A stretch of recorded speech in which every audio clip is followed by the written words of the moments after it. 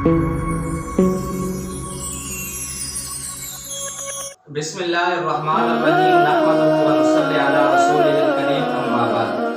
दोस्तों, मैं हूं हाफिज सलीम अख्तर और आप देख रहे हैं मेरा यूट्यूब चैनल इल्म का सिलसिला।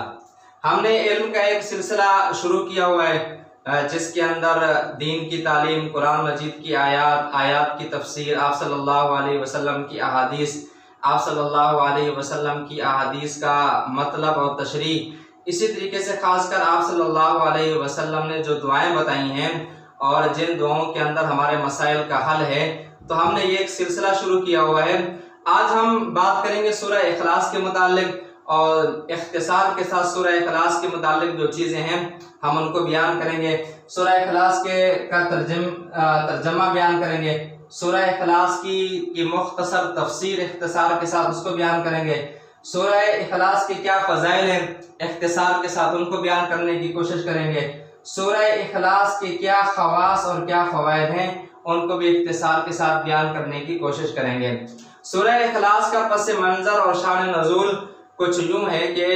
मुशरिकीन मक्का ने आप सल्लल्लाहु अलैहि वसल्लम से एक मुतालबा किया कि आप अपने रब का तारुफ कराइए,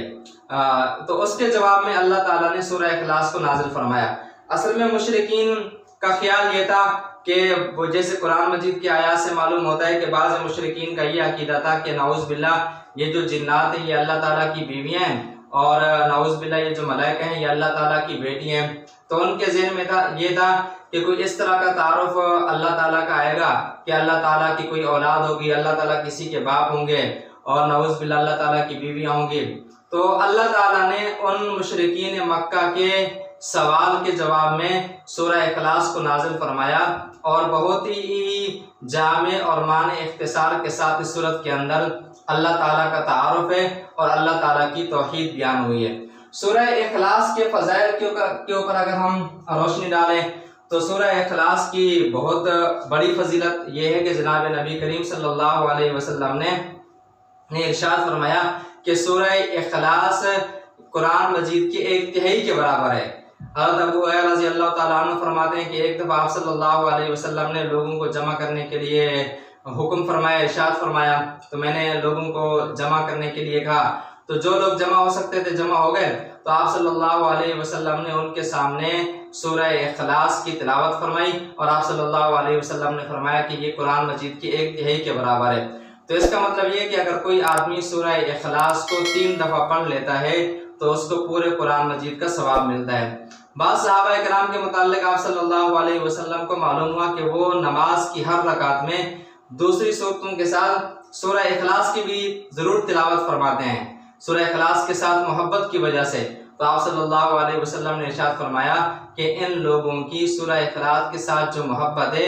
इनको ज़रूर जन्नत में दाखिल करेगी। ये सूरह इखलास, चूँकि सूरह इखलास के अंदर अल्लाह ताला की तौहीद बयान हुई है, सूरह इखलास के अंदर अल्लाह ताला का तारुफ है, तो ज़ाहिर बात है जो सहाबा किराम सूरह इखलास को नमाज के अंदर तिलावत करते थे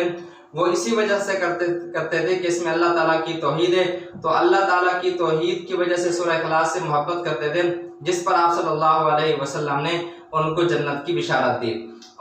बात कर लेते हैं सूरह इखलास के तर्जमे की। आऊज़ु बिल्लाहि मिनश शैतानिर रजीम, बिस्मिल्लाहिर रहमानिर रहीम। कुल हुवल्लाहु अहद, अल्लाहुस समद, लम यलिद वलम यूलद वलम यकुल लहू कुफुवन अहद। कुल हुवल्लाहु अहद, कह दीजिए वो अल्लाह एक है, अल्लाहुस समद, अल्लाह बेनियाज है, लम यलिद वलम यूलद, ना अल्लाह की कोई औलाद है, वलम यूलद और ना अल्लाह ताला किसी की औलाद है, वलम यकुल लहू कुफुवन अहद और कोई एक अल्लाह ताला के बराबर नहीं है। इस आयत की अगर हम तफसीर मुफस्सिरीन ने जो की है उसका खुलासा अगर हम बयान कर दें तो अल्लाह ताला एक हैं, यानी अल्लाह ताला अपनी ज़ात के अंदर, अल्लाह ताला अपनी सिफात के अंदर, अल्लाह ताला अपने इख्तियारात के अंदर, अल्लाह ताला अपनी इबादत के अंदर एक हैं। अल्लाह ताला के साथ कोई शरीक नहीं, अल्लाह ताला की ज़ात में कोई शरीक नहीं, अल्लाह ताला के साथ इबादत में अल्लाह ताला का कोई शरीक नहीं, अल्लाह ताला के इख्तियारात में अल्लाह ताला का कोई शरीक नहीं। मुशरिकीन मक्का बास का ये अकीदा था और उन्होंने ख़ास किस्म के माबूद और बुत भी बनाए हुए थे, जिनके मुतालिक उनका अकीदा था। किसी के मुतालिक ये अकीदा था कि अल्लाह ताला ने इसको बारिश के इख्तियारात दिए हुए हैं, किसी के मुतालिक उनका ये अकीदा था कि अल्लाह ताला ने इसको रिज़्क़ के इख्तियारात दिए हुए हैं, और किसी के मुतालिक उनका ये अकीदा था कि अल्लाह ताला ने इसको औलाद के इख्तियारात दिए हुए हैं, और भी दूसरे इख्तियारात के मुतालिक उन्होंने माबूद बनाए हुए थे।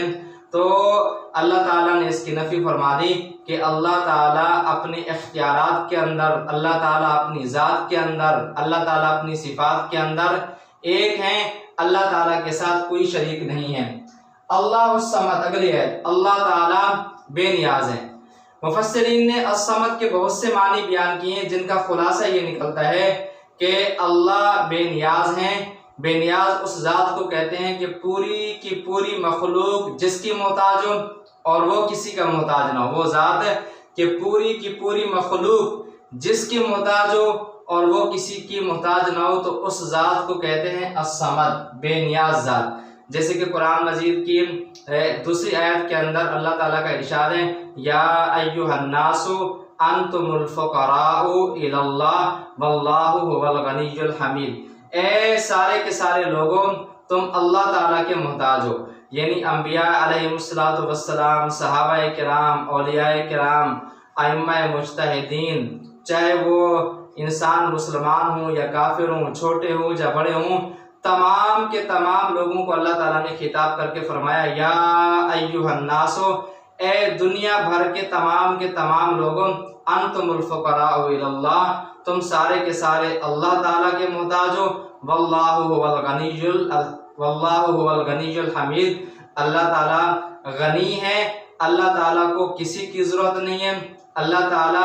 खूबियों वाले हैं, तारीफ वाले हैं। तो अल्लाह उस-समद, अल्लाह ताला बेनियाज है, यानी अल्लाह ताला किसी के मोहताज नहीं है, सारी की सारी मखलूक अल्लाह ताला की मोहताज है। लम यलिद वलम यूलद, ना अल्लाह ताला की कोई औलाद है, वलम यूलद, और ना अल्लाह ताला किसी की औलाद है। मुशरिकीन, मैंने जैसे पहले बयान किया कि बाज़ मुशरिकीन का ये ख्याल था, नाऊज़ बिल्लाह, ये जो जिन्नात हैं ये अल्लाह ताला की बीवियां हैं और मलाइका ये अल्लाह ताला की बेटियां हैं। हालांकि अल्लाह ताला ने दूसरी जगह भी ये भी इरशाद फरमाया कि मुशरिकीन मक्का के जब तुम में से किसी को बेटी की खुशखबरी दी जाती है तो तुम्हारे चेहरे सियाह हो जाते हैं, तुम्हारे चेहरे काले हो जाते हैं, तुम अपने लिए बेटियों को नापसंद समझते हो, अपने लिए बेटियों की पैदाइश को बुरा समझते हो। अगरचे बेटियों की पैदाइश कोई बुरी चीज नहीं है, बेटियां अल्लाह ताला की रहमत हैं, यानी खुद तुम अल्लाह अपने लिए बेटियों की पैदाइश को बुरा समझते हो।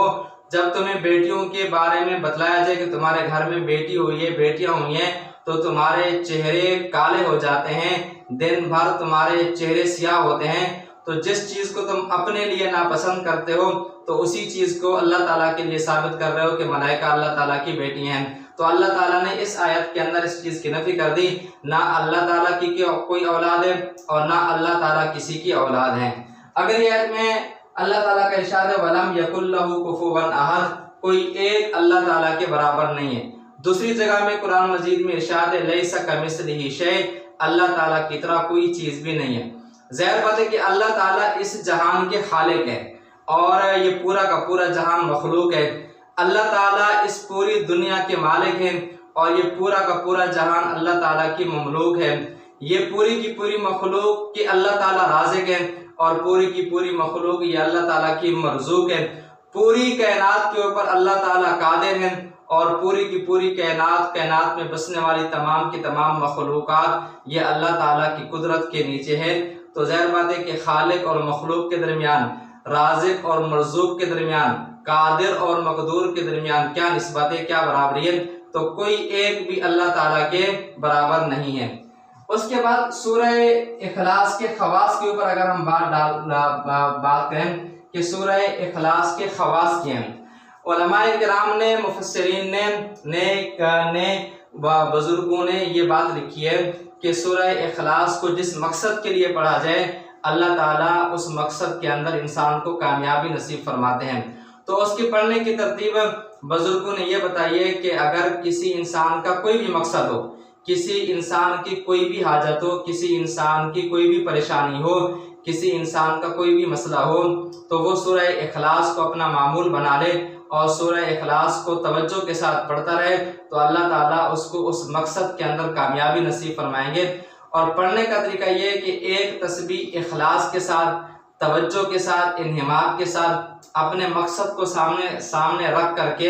एक तस्बीह सूरह इखलास की सुबह पढ़ी जाए और एक तस्बीह सूरह इखलास की तवज्जो इन्हिमाक के साथ अपने मकसद को सामने रख करके शाम को पढ़ी जाए। तो इससे उस इंसान का कि जो भी मकसद और जो भी हाजत होगी अल्लाह ताला उसको पूरी फरमाएंगे। खासकर रिस्क के मुतालिक जो लोग परेशान हैं और रिस्क की तंगी का शिकार हैं, अगर वो दिन के अंदर 2 तस्बीहां यानी एक तस्बीह सुबह और एक तस्बीह शाम या एक साथ 200 दफ़ा सूरह इखलास को पढ़ लेंगे और अपना मामूल बना लेंगे, तो